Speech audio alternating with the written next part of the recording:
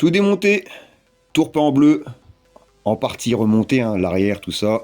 Réservoir 3,5 litres, faisceau refait pendant ce temps-là, parce que j'ai tout recommencé à zéro. Aujourd'hui, je m'attaque à quoi? Je m'attaque à la fourche. J'avais la fourche d'origine, sauf que avant de tout démonter, ça m'a un peu saoulé. Je voulais mettre une petite vis avec une patte de fixation pour pouvoir revenir bloquer le flexible de frein, éviter qu'il se promène à gauche à droite. J'ai taraudé, tarot qui a pété, dans de la fonte, c'est de la merde à retirer. Du coup, poubelle. Je vais remplacer par cette magnifique chinoiserie, payée 10 fois trop cher. Usinée avec les pieds, je m'en fous, je gère pas en noir. Vendue avec les pieds. T'attends un mois pour recevoir la bonne pièce parce que tu commandes du 30, on t'envoie du 31. Roulement fourni avec, de merde. T'installes ça, ton cadre va venir frotter contre le T inférieur, ça va être un carnage. À remplacer directement par des roulements de meilleure qualité, non vendus avec, 30 euros en plus, roulement conique. Je vais installer ça, il y aura sûrement les tubes de fourche à modifier au niveau de la hauteur, parce que ça sera plus du tout la même chose. On verra bien. Roulement installé, j'ai mis une petite bague anti-poussière juste en dessous, même pas besoin de forcer pour les installer, nickel. Là, bien graisser les roulements, au plus tu graisses, au plus tu lubrifies, au mieux ça glisse.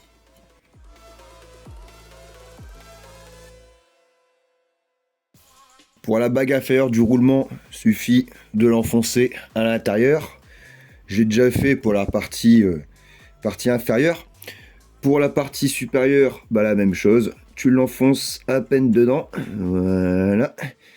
Alors, il dépasse légèrement, c'est parce qu'en fait, c'est un roulement conique. Les roulements à billes, ils sont plus bas.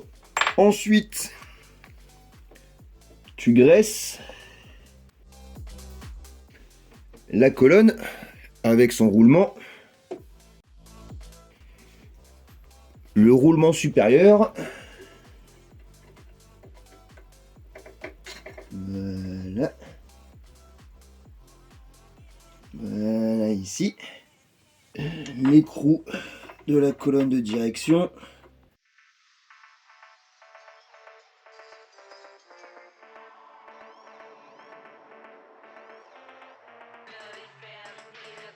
Voilà, lui il bouge bien. Impeccable. Voilà. Pas de jeu. Bah, quasiment très peu. Un léger jeu.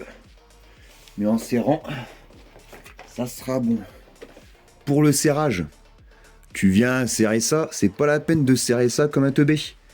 C'est juste pour mettre en contrainte le roulement supérieur et le roulement inférieur pour qu'ils tiennent bien ensemble.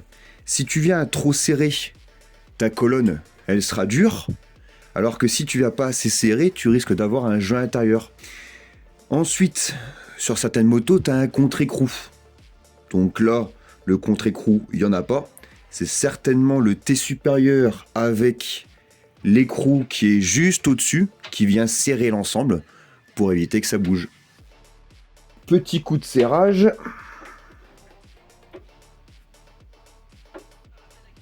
Voilà.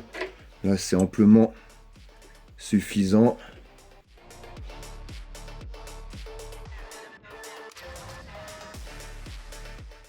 C'est bon, on a même limite de resserrer ça encore un petit chouille.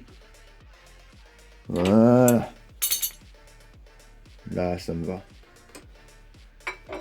Le T supérieur. L'écrou qui va bien juste au-dessus. Il n'y a plus qu'à venir remettre les tubes de fourche. Alors j'ai retiré la cale qu'il y avait à l'intérieur.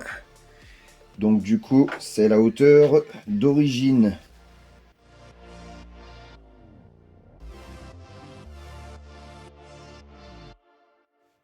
Montage T inférieur avec les tubes de fourche finis. Maintenant, il faut s'attaquer au niveau de la roue. Alors ça, c'est la cale que j'ai dû faire sur mesure. Pourquoi? Parce que l'écartement entre les deux fourreaux est beaucoup plus grand à cause du T inférieur. Tu vois, par rapport à celle d'origine, on est quand même 2 fois plus grand quasiment. Bon, ça, c'était facile. Le plus compliqué, par contre, c'était la partie au niveau du capteur de vitesse. parce qu'on retrouve l'écartement qu'on avait de l'autre côté. Par contre, j'ai mon capteur qui doit avoir un point d'ancrage juste ici au niveau du fourreau, mais qui doit être également entraîné en rotation par la jante. Mais si je mets mon capteur contre le fourreau, bah, il n'est pas entraîné en rotation par la jante. Par contre, si je mets le capteur contre la jante, bah, il n'est pas fixé par le fourreau. Donc du coup, soit tu viens et tu crées une cale au niveau de ta jante pour la rallonger et entraîner en rotation le capteur, ou alors, moi ce que j'ai fait, c'est que j'ai pris une pièce, je vais créer une cale qui va être fixe, qui va récupérer le point d'ancrage et qui va se loger à l'intérieur de l'ancrage du capteur pour pouvoir le fixer en rotation. Alors pourquoi j'ai fait ça? Parce que ça me coûte moins cher. Là, j'ai mis en force une cale en acier dans une pièce que j'ai imprimée moi-même en 3D, c'est du PETG, donc c'est plutôt solide, on verra bien, que j'ai repeint. J'ai également mis un peu de bande thermique, là, je sais pas trop quoi, pour dire d'amortir un petit peu. Pareil ici, ça me coûte 2 centimes, on en a rien à foutre, c'est pour essayer, et au pire du pire, bah, je le ferai usiner en aluminium, si nécessaire. Voilà ce que ça donne une fois monté. Tu vois, je suis pris dans le point d'ancrage qui est là, fixation du capteur en position. Et tu peux voir que, regarde, si je lève un petit peu et que j'entraîne en rotation la roue, il n'y aura pas énormément d'efforts, donc j'espère que ça va tenir. On verra bien, sinon ça sera de l'usinage.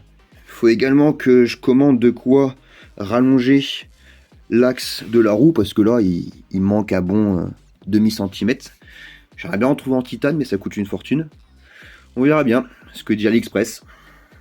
La roue s'est montée, par contre c'est flagrant. C'est que là, je suis en flasque d'origine en 2.5. C'est beaucoup trop fin. On dirait un VTT le machin. Donc du coup, il faut que je trouve des flasques en 4.0. Impossible à trouver en France. J'ai trouvé un site internet japonais qui en vend, la WeBike. Mais ça fait chier de payer 180 € avec les frais de douane pour avoir les flasques. Pour la partie radiateur, j'ai trouvé ces petits supports. Alors ça, à mon avis, c'est pour venir serrer des câbles au niveau des fourreaux. Alors l'inconvénient, c'est que j'ai pas trouvé le bon diamètre pour mes tubes en 30. Donc du coup, j'ai juste rajouté une cale à l'intérieur. Je vais également faire passer mon câble de capteur de vitesse et je viendrai poser mon radiateur directement dessus. Radiateur, c'est ok. Tu peux voir que ça passe plutôt bien. Bon, le trou est un peu plus large que la taille de la vis, mais tu vois, en serrant bien, ça bouge pas. Au pire, je ferai une petite cale, un de ces quatre, et puis ça sera bien. Mais vraiment, pas de quoi s'inquiéter, ça bouge vraiment pas. Pour l'instant, j'ai bouché les arrivées d'huile, hein. Faut pas oublier de les mettre vers le haut pour éviter qu'ils se vident. Maintenant, pour l'optique, je suis venu créer des petites pièces en impression 3D pour cacher le chrome, parce que j'aime pas le chrome. C'est pour ça que la vis qui est là, je vais attendre de la recevoir et je la changerai. Le chrome, c'est pour les femmes. Donc ensuite, je vais venir mettre mon petit phare par au-dessus, puis ça sera bien. Bon, j'ai tout remonté. J'étais lancé, j'avais la flemme. Par contre, petit souci, j'ai un léger différence de hauteur au niveau de mes tubes de fourche. Tu vois, le tube gauche, il est à peine à fleur. Tu vois, le droit, lui, il est juste en dessous de la gorge. Donc ce que je vais faire, c'est que je vais démonter la roue et je vais prendre les tubes un par un pour essayer de légèrement le remonter. La roue elle est retirée, il n'y aura plus qu'à défaire les deux vis de fixation du T inférieur et la vis du T supérieur pour légèrement jouer avec et la remonter. Alors bien sûr, hein, il ne faut pas que la moto elle pose au sol, sinon après t'es baisé. Hein. Une fois que tu as mis les deux tubes à fleur, hein, ou un peu plus haut, un peu plus bas, tu peux le descendre. Alors normalement d'origine, ça vient se plaquer contre le T supérieur. Là c'est parce que c'est un T supérieur CNC aluminium mes couilles que tu peux venir régler la hauteur. Il n'y a plus qu'à mettre les bouchons, mais le bouchon d'origine, c'est de la merde. Boum, bouchon avec la dureté du ressort qui est réglable. Bim, direct from de la Chine. J'ai juste rajouté le petit contre-écrou pour venir tenir la plaque. Parfait. Bien kéké comme on aime. J'ai quasiment fini là. L'axe de roue en titane, c'est bon. J'ai encore 2-3 petites vis en titane à acheter sur AliExpress. J'ai plus que le compteur à monter. Donc j'ai créé un support avec Cylinder Block que j'ai rajouté. Tout simplement, ça s'intègre directement sur les 3 vis que tu as à l'arrière. Je vais pas acheter le support qu'il y avait avec parce que de toute façon, ça ne monterait pas. je me suis fixé à l'arrière du phare, sur un endroit qui était prévu pour le fixer au niveau du cadre. Mais moi, j'utilise pas, donc du coup, la vis est libre. J'ai plus qu'à la commander en noir et ça sera nickel. Le compteur, tu vois, nickel, ça bouge pas. Au niveau visuel, c'est hyper bien positionné. Je vais me faire un petit kiff juste pour le mettre en route. Et la suite au prochain épisode, hein, je vais faire le faisceau avant complet avec les clignotants, les commandes, contacteur de frein, le phare, compteur. Enfin bref, la totale. Mais ça sera pour plus tard.